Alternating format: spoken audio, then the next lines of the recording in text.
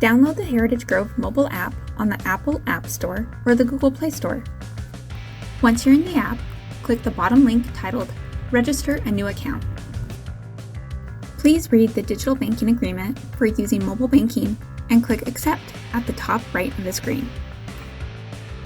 Now enter your identifying member information, such as your birthday, social security number or tax ID, and your member number.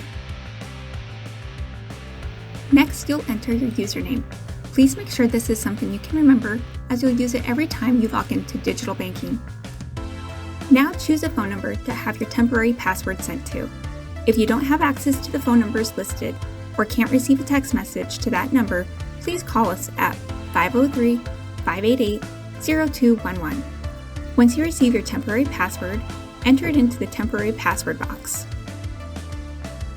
After you type in your temporary password, you'll receive a welcome screen. Click Next. We are almost done setting up your online account. On the next screen, you're going to choose your new password. Be sure to choose a password you can remember.